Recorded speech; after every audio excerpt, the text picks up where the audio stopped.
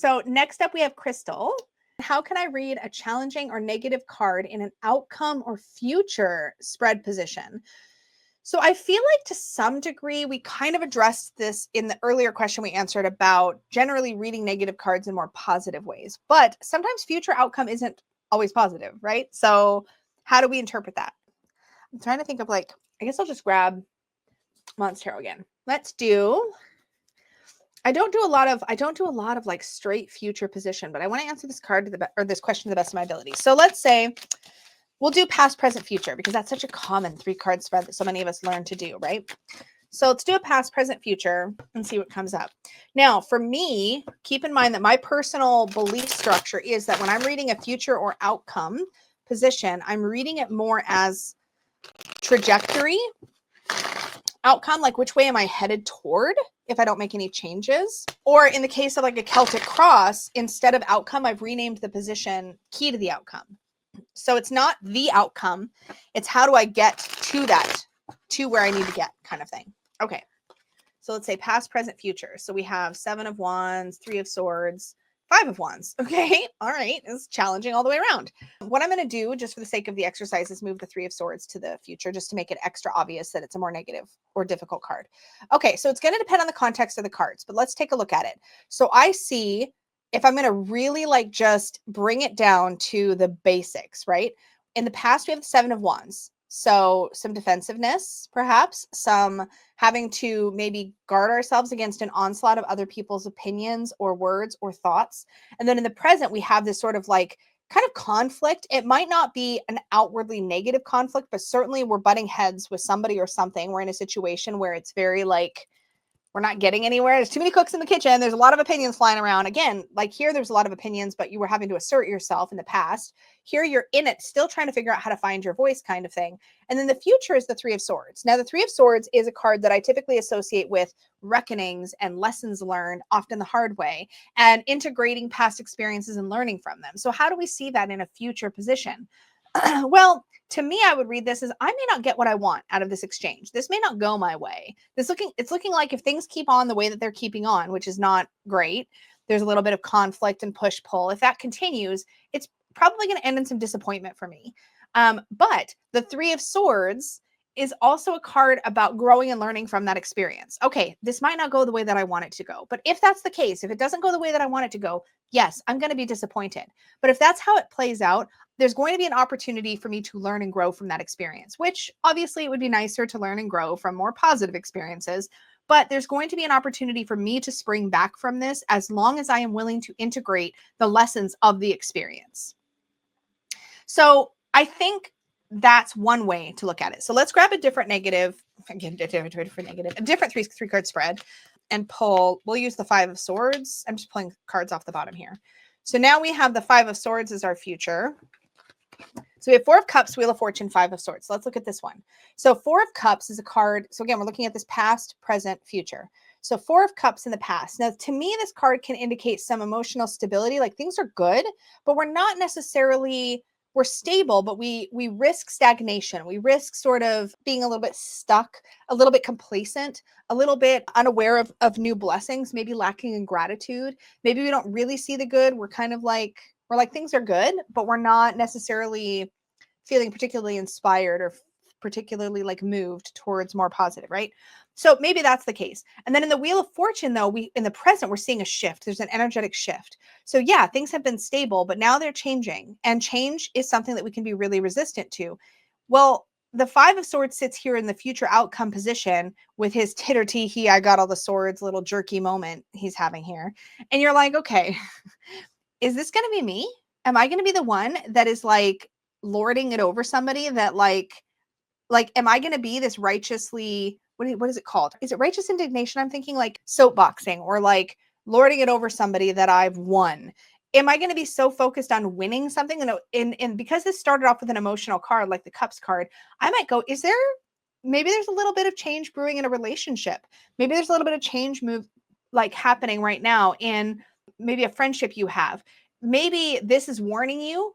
This could be a warning, this future position. Maybe this is warning you that if you're more focused on winning than resolving the problem, that you're going to lose the relationship. You might win the argument, but you might lose the relationship or that friendship over it. So this could be a bit of a warning of like, if you let this go in a particular way, if you're so resistant to change and you're so focused on winning that you can't hear the other person, that's how it could go. So that's one way to look at it, right? So you can look at it kind of like as a bit of a warning, like, hey, if you keep on the way you're keeping on, this is where you're headed. So maybe you need to make a change. And so I think the anchor of the answer to your question, Crystal, is, are you looking at future as fixed and unchangeable?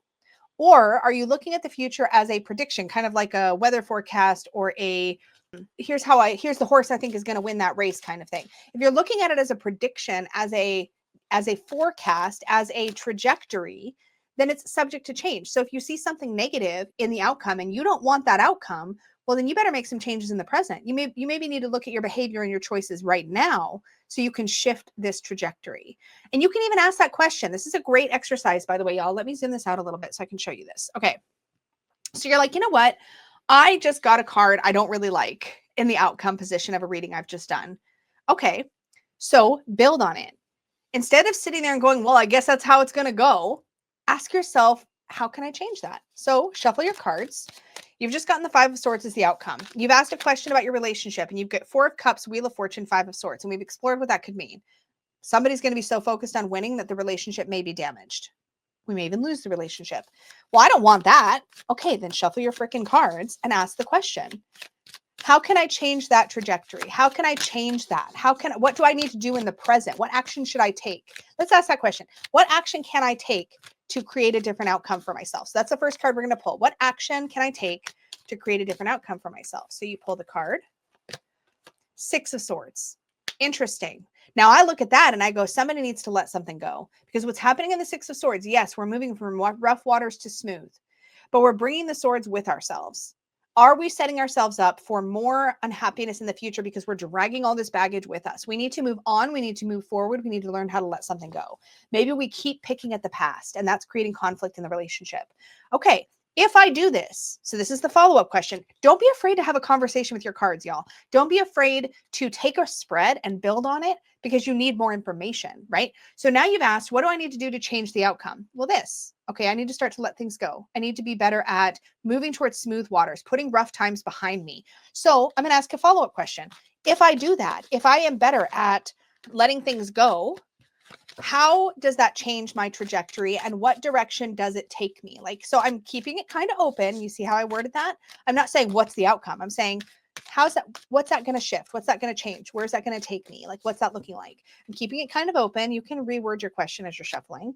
And I get the 7 of Swords. Oh, whoa, that's not expected, right? Okay, well, now we've gone from 5 of Swords to now I'm letting stuff go. And now the 7 of Swords shows somebody getting away with something. Okay, wait, I might be in a bit of a rock hard place situation. What's happening here? If I say something, I'm creating conflict, right? I'm just picking at the past. But if I just completely let it go, then maybe the other person is taking advantage. Maybe they're getting away with something because now I'm not speaking up. Well, that's shitty. Okay, so I'm going to shuffle some more and I'm going to go, okay. So now I'm going to say, well, clearly just completely letting it go and leaving the past behind isn't the only solution. So there's something here going on. Yeah, I know, 5, 6, and 7 of Swords. I know. So it's like, okay, there's something going on here. This may be too extreme. I might be overcorrecting with the 6 of Swords. So yes, maybe I need to not be picking at things, but I obviously can't let it go completely or this other person's behavior isn't going to change or the problem isn't going to be solved. So how do I find the middle path between being so focused on winning the argument that I cause destruction in the relationship and letting everything go to the point where I'm causing destruction in the relationship in a different way? So it's like, okay, well, I need to clearly find the middle path between these two things. So what is the middle path? What is going to, I just threw half my cards on the floor. We're going to pick those up in a second. I'm going to shuffle what's left. Okay. What's that middle path? And look at how beautiful an answer I just got. The 3 of Pentacles. I need to stop worrying about whether it's not just me that has to fix this problem. It is not my job to make it all better, to automatically solve the problem in this relationship. I need to work with the other person. We need to come together and create a plan together. How are we together going to address this issue? How are we together going to solve this problem? It has now got to be, instead of me against you and one of us trying to solve it all on our own, we need to come together and it's you and me against the problem. Not me against you, not you against me. That's my answer. So now I've taken a 3-card reading that felt discouraging and disempowering, and I've had a conversation with my cards that has gotten me to tangible advice that I can actually integrate and I can actually take to the table and get an outcome that I am happier with. Because instead of just seeing this as an edict that has been passed to me from my cards, like, this is what's going to happen, don't bother trying or doing anything different, I have allowed myself to engage and to play into this experience and be an active participant in it. Does that make sense? Now I need to find my cards that are all on the ground. just a moment. So yeah, really good question so far, y'all. Loving it. Okay, so I'm also kind of in the mood to just talk, which helps a lot. Okay, so I hope that answers your question, Crystal, and gives you some stuff that you can focus on. But a lot of it is how you choose to take that answer, what you choose to do with it, and where you go forward from it that's going to matter. But again, I think a lot of times we think that once we lay the cards, that's it, we're done. We're not allowed to continue. And this is the point of clarifiers. This is why some people like to pull in an oracle deck and pull an additional message. Or in this case, if you have an inconclusive answer to the question, there's no reason you can't ask a follow-up question.